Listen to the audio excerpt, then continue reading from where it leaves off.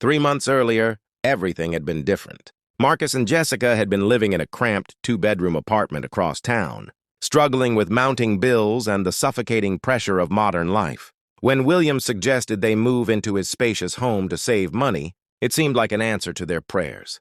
The old Victorian house had 5 bedrooms, a wraparound porch, and enough space for everyone to live comfortably. William had just retired from his job as a high school teacher, and after Marcus's mother passed away 2 years prior, the house felt too empty, too quiet. He'd practically begged them to come. At first, it worked beautifully. William would have breakfast ready when Marcus left for work, and he'd spend his days tending the garden he and Marcus's mother had planted together. Jessica, who worked from home as a graphic designer, appreciated the peaceful environment and the fact that she no longer had to worry about noisy neighbors.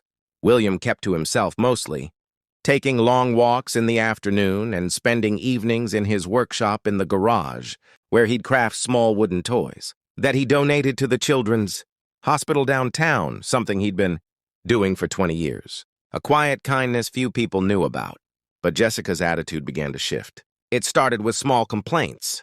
William's humming while he cooked annoyed her. His old-fashioned photographs cluttering the mantel made the house feel dated. His habit of watching the evening news at full volume interrupted her work calls. Marcus, caught between his wife and father, initially tried to mediate, suggesting compromises that satisfied no one. William started eating dinner in his room.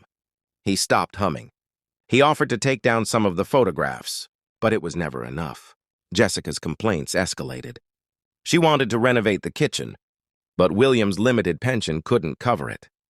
She wanted to host dinner parties, but felt embarrassed by William's modest lifestyle and simple ways. She began making pointed comments about how they were wasting their youth taking care of an old man and how William should consider moving to a senior living facility where he'd be around people his own age. The truth, which Jessica would never admit aloud, was that William's presence was a constant reminder that the house wasn't really theirs, that they were living on someone else's generosity, and her pride couldn't stomach it. The final confrontation came on a rainy Tuesday evening. Jessica had been unusually quiet all day, and when Marcus came home from work, she was waiting with an ultimatum. "It's him or me," she said, her arms crossed, her voice cold and certain. "I can't live like this anymore. I feel like a guest in what should be our home. Your father needs to go, or I will." Marcus felt his world tilting. He loved his wife, had built his life around her, and the thought of losing her terrified him in a way he couldn't articulate. That night, while William slept peacefully in his room, Marcus and Jessica made their plan. The next morning, Marcus sat his father down at the kitchen table. He'd rehearsed the words a dozen times, but they still came out wrong, harsh and hollow. He told William that he and Jessica needed their own space, that it was time for William to find his own place, that there were nice, affordable apartments downtown. William sat silently, his weathered hands folded on the table, and when Marcus finished, the old man simply nodded. "I understand, son," he said quietly, though his eyes told a different story. "I'll be out by the weekend." True to his word, William packed his belongings into 2 suitcases and 3 cardboard boxes. He didn't argue or plead. He'd arranged to rent a tiny studio apartment above the hardware store on Main Street, a drafty place with thin walls and a single window that looked out onto the alley. As Marcus watched his father leave that evening, Jessica stood behind him, her hand on his shoulder, telling him he'd done the right thing, that they could finally start their real life together. But Marcus couldn't shake the image of his father's face, the quiet dignity in his silence, the way he'd paused at the door as if waiting for Marcus to change his mind. The weeks that followed were strange. Jessica immediately began redecorating, replacing William's photographs with modern art, painting the walls stark white, removing every trace of the old man's presence. But instead of feeling liberated, Marcus felt haunted. He'd drive past the hardware store and see the light on in his father's window late at night. He'd remember Sunday mornings when William would make his famous blueberry pancakes, recipe handed down from Marcus's grandmother. He'd recall the way his father had sat by his bedside when he had pneumonia at age 12, reading him adventure stories until his fever broke. One Sunday, Marcus drove to his father's apartment unannounced. guilt gnawing at his conscience. He found William sitting at a small table, carefully painting a wooden train car. The apartment was spotless but heartbreakingly sparse: a bed, a chair, a hot plate, and his workshop supplies. William welcomed him warmly as if nothing had happened, offering him the only chair while he sat on the edge of the bed. They talked about safe things: weather, work, the news. But when Marcus stood to leave, William placed a hand on his arm and said something that would echo in Marcus's mind for weeks. "Remember, son, we teach people how to treat us. But more importantly, we teach ourselves who we really are by how we treat others." That night, Marcus couldn't sleep. He kept thinking about the parable of the prodigal son, one his father had read to him countless times as a child. Except he was realizing he had the story backward. He wasn't the son returning home to a forgiving father.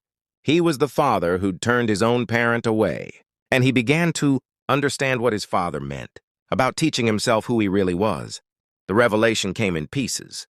A co-worker mentioned how his father had passed away suddenly, and he regretted all the visits he'd postponed. A news story about elderly isolation. A sermon at the church Jessica dragged him to, where the pastor spoke about honoring your parents. But the moment that shattered him completely came when he found an old box in the attic while Jessica was out shopping. Inside were letters his father had written to him over the years. Letters Marcus had never seen, meant to be given to him on his wedding day, the birth of his first child, his 30th birthday. Each one overflowed with pride, love, and wisdom. In one, William wrote about the day Marcus was born, how he'd held his tiny son and promised God he'd always protect him, always put him first, always love him unconditionally. Marcus sat on the dusty attic floor and wept. He thought about Jesus washing his disciples' feet, about the countless stories of sacrifice and service his father had not just told him but lived. William had given up promotions to be home for Marcus's baseball games. He'd worked 2 jobs to pay for Marcus's college. He'd nursed Marcus's mother through cancer, never complaining, never faltering. And how had Marcus repaid this lifetime of selfless love? By choosing comfort and convenience over compassion. The next morning, Marcus drove to the hardware store, his heart pounding. He climbed the narrow stairs to his father's apartment and knocked. When William opened the door, surprised to see him so early, Marcus didn't waste words. "I'm sorry," he said, his voice breaking. "I'm so sorry, Dad. I forgot who you are. I forgot who I'm supposed to be. Please come home. Please forgive me." William stood silent for a long moment, and Marcus feared he'd damaged their relationship beyond repair. But then the old man pulled him into an embrace, holding him the way he had when Marcus was a frightened child. "There's nothing to forgive," William whispered. "You're my son." That never changes. The conversation with Jessica was harder. When Marcus told her his father was moving back, she was furious, accusing him of choosing his father over his marriage. But Marcus, for the first time, stood firm. He explained that his father's presence wasn't the problem, their values were. He told her about the letters, about the lessons he'd forgotten, about the man he wanted to be. He offered her a choice, but not an ultimatum. Embrace the compassion and generosity his father had shown them, or decide she couldn't be part of that life. Something in Jessica shifted. Perhaps it was seeing Marcus's conviction. Perhaps it was shame at her own behavior. Perhaps it was simply the realization that the love and security she craved couldn't be built on a foundation of selfishness. She agreed to give it another chance, but this time with gratitude instead of resentment. William moved back that weekend, but more than his belongings returned. The warmth, the laughter, the sense of family returned with him. Jessica began joining William on his afternoon walks. She learned about his work at the Children's Hospital and started helping him in the workshop.